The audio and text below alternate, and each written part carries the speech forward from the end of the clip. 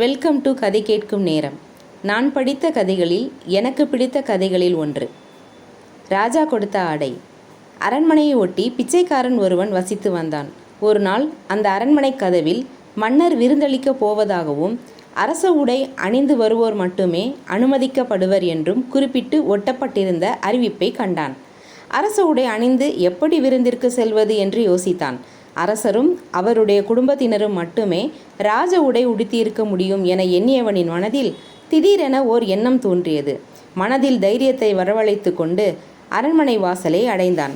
வாயிற்காவலனிடம் ராஜாவை பார்க்க வேண்டும் என்றான். அந்த காவலன் அரசரிடம் அனுமதி வாங்கி வந்தான். உள்ளே வந்த பிச்சைக்காரனிடம், என்னை பார்க்க வேண்டும் என்றாயாமே என்றார் அரசர்.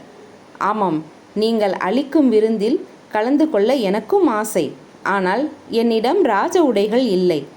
என்னை அதிக பிரசங்கி என்று நினைக்காவிட்டால் உங்களது பழைய ஆடைகளை அளித்து உதவினால் அதனை அணிந்து கொண்டு விருந்துக்கு வருவேன் என்றான் பணிவுடன்.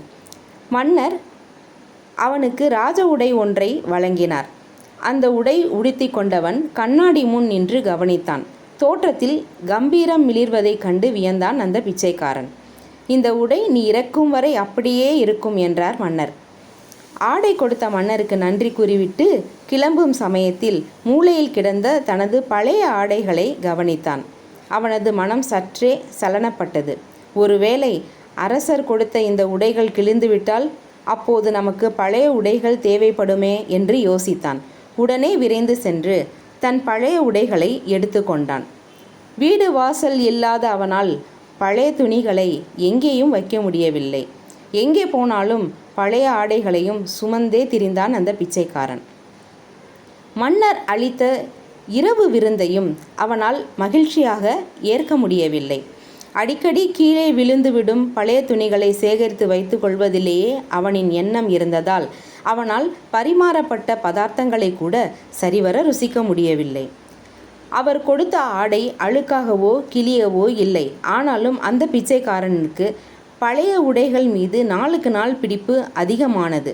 மக்களும் அவனது ராஜ உடையை கவனிக்காமல் அந்த கந்தல் மூட்டைகளையே பார்த்தனர். இவ்வாறே நாட்கள் கழிந்தன. இறக்கும் தருணத்தில் இருந்த அவனை பார்க்க அரசர் வந்தார். அவனது தலைமாட்டில் இருந்த கந்தல் மூட்டையை பார்த்து அரசரின் முகம் சோகமாவதை கண்டான். பிச்சைக்காரனின் பழைய துணி மூட்டை அவனது வாழ்நாளின் மொத்த மகிழ்ச்சியுமே பறித்துவிட்டதை என்று வருந்தினார். நீதி: துன்பத்தையே எண்ணிக்கொண்டு இன்பத்தை இழந்துவிடக்கூடாது. நன்றி.